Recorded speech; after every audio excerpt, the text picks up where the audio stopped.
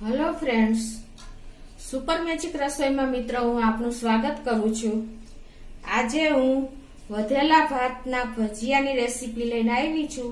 તો તમને મારો વિડીયો ગમે તો લાઈક કરજો, શેર કરજો અને સબસ્ક્રાઇબ કરવાનું ભૂલતા નહીં। તો ભાતના ભજીયા બનાવવામાં ઇન્ગ્રેડિયન્ટ બતાવી દઉં। એમાં મેં આપણે આ સાંજનો બનાવેલો ભાત છે એ લીધો છે, 1 કપ ભાત લીધો છે। એની સામે મેં અડધું કપ ચણાનો લોટ લીધો છે, 1 મોટી સાઈઝનો કાંદો ઝીણો સમારી લીધો છે, 1/4 કપ ધાણા ભાજી લીધી છે ઝીણી સમારીને, અને મસાલામાં 2 મરચા છે મીડિયમ સાઈઝના કટ કરેલા, 1 ઇંચ આદુનો ટુકડો ગ્રેટ કરીને લીધો છે, અને અડધી ટીસ્પૂન હળદર છે, અડધી ટીસ્પૂન હિંગ છે, 1 ટીસ્પૂન આપણે ચાટ મસાલો છે, 1 ટેબલ સ્પૂન ધાણા જીરું છે, અને 1 ટીસ્પૂન આપણે અજમો છે, અડધી ટીસ્પૂન ગરમ મસાલો છે, 1 ટીસ્પૂન આપણે મીઠું છે। આટલા ઇન્ગ્રેડિયન્ટ આપણે જોશે, અને તળવા માટે તેલ જોશે, અને 1/4 કપ જેટલું લગભગ પાણી જોશે। તો આટલા આપણે ઇન્ગ્રેડિયન્ટ લીધા છે। તો આપણે બનાવવાનું ચાલુ કરીએ। ભાત છે ને એને આપણે પેલા મેશ કરી લેશું। આ રીતે આપણે જો સાંજે ભાત વૈતા હોય તો આપણે સવારે ભજીયા કરી શકીએ છીએ, અને બપોરના ભાત હોય ને તો આપણે સાંજે ભજીયા કરી શકીએ છીએ। આ ભજીયા મિત્રો અંદરથી સોફ્ટ અને ઉપરથી એકદમ ક્રિસ્પી એવા ટેસ્ટી ભજીયા તૈયાર થાય છે। આ રીતે આપણે ભાતને થોડાક મેશ કરી લેવાના છે, કાણાવાળો તમારે ચમચો કે કાંઈ પણ હોય એનાથી।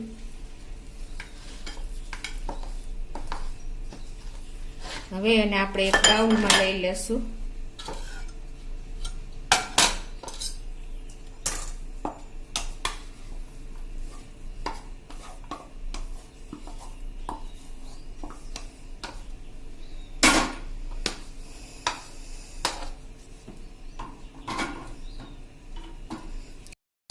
હવે આ મેશ થઈ ગયેલા ભાતમાં આપણે 2 મરચા સમાર્યા છે અને 1 ઇંચ આદુનો ટુકડો છે એ નાખી દેશું,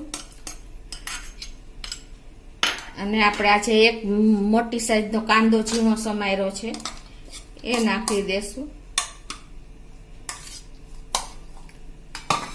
અને આપણે આજે ધાણા ભાજી લીધી છે 1/4 કપ ઝીણી સમારેલી એ એડ કરી દેશું।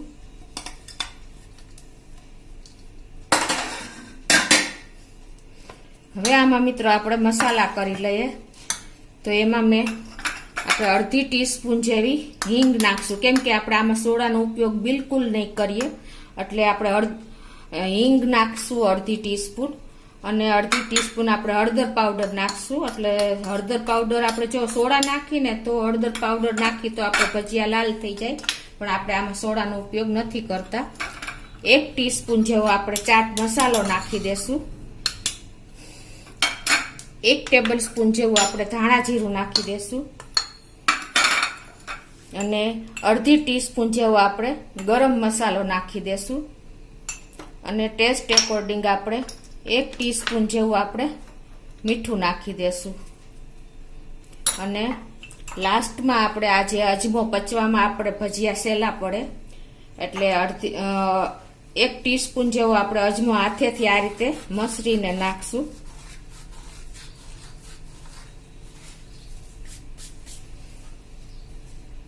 હવે આ બધું આપણે મિક્સ કરી લેશું।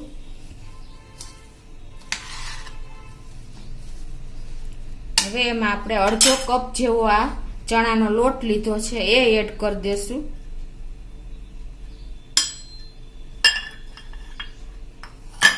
અને હવે આપણે આ બધું મિક્સ કરી લેશું।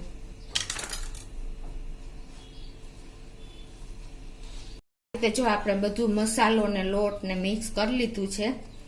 હવે આને આપણે 10 મિનિટ ઢાંકીને રેસ્ટ આપશું। એનું કારણ એ છે કે આપણે જે કાંદા નાખ્યા છે ને એ પાણી છોડશે, એટલે એ આપણે 10 મિનિટ આરામ આપી દઈએ, પછી આગળની પ્રોસીજર કરશું। તો આપણે જો આ બેટરને રેસ્ટ આપ્યો ને એને 10 મિનિટ થઈ ગઈ છે, અને જો કાંદાએ પાણી પણ છોડી દીધું છે। હવે એમાં આપણે આમાં 1/4 કપ જેટલું આપણે પાણી એડ કરશું, બહુ આમાં પાણી નહીં જોઈએ।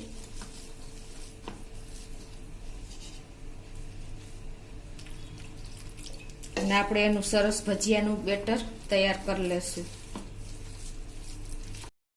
તો આ રીતે જો આપણે 1/4 કપ પાણી ઉમેર્યા પછી આપણું બેટરની કન્સિસ્ટન્સી આ રીતની તૈયાર થઈ છે. હવે એમાં આપણે 1 મોટી ચમચી જેવું તેલ ઉમેરશું. આ બાજુ મેં તેલ પણ ગેસ ઉપર ગરમ મૂકી દીધું છે.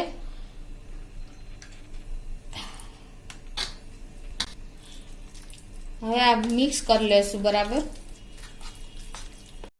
તો આપણું જો ભજીયા માટેનું ભાતના ભજીયા માટેનું બેટર તૈયાર થઈ ગયું છે અને આ બાજુ આપણું તેલ પણ ગરમ થઈ ગયું છે. તો હવે આપણે ગરમા ગરમ ભજીયા ભાતના ભજીયા ઉતારશું આ રીતે. પહેલા આપણે ગેસની ફ્લેમ ફૂલ રાખશું ભજીયા મૂકી લે ત્યાં સુધી, એટલે આપણું તેલનું ટેમ્પરેચર ડાઉન ન થાય.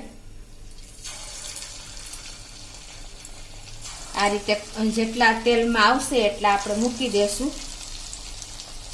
મિત્રો તમે આ પણ ખાસ નોટ કરજો કે જો આપણે ભજીયા મૂકતા હોય ને ત્યારે ગેસ ફૂલ જ રાખવાનું, ગેસની ફ્લેમ.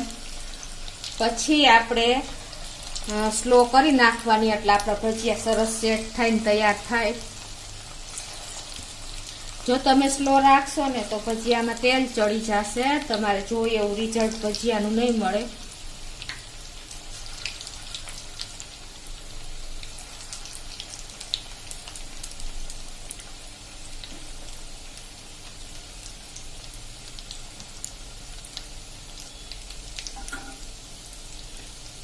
હવે આને આપણે 2 મિનિટ થાય એટલે ફેરવી લેશું. ગેસની ફ્લેમ હવે આપણે મીડિયમ કરી નાખશું અને હવે આને આપણે ટર્ન કરી લેશું.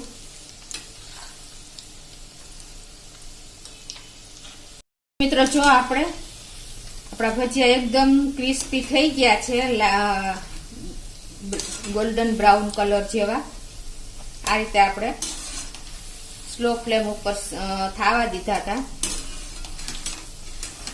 એટલે અંદરથી સોફ્ટ અને બહારથી એકદમ ક્રિસ્પી આપણા ભજીયા તૈયાર થાય છે. તો વધીને આપણે 3 થી 4 મિનિટનો ટાઈમ લાગે છે.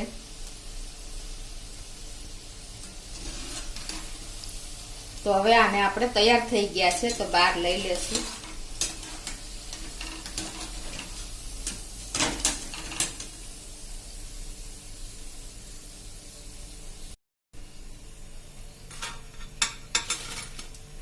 તૈયાર કરી લેશું.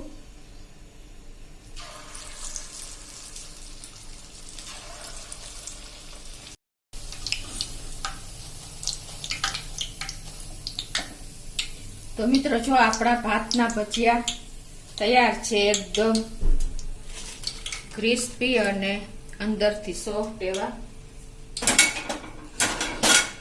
તો મિત્રો જો આપણા ભજીયા એકદમ જો બહારથી ક્રિસ્પી અને અંદરથી એકદમ સોફ્ટ જો છે ને,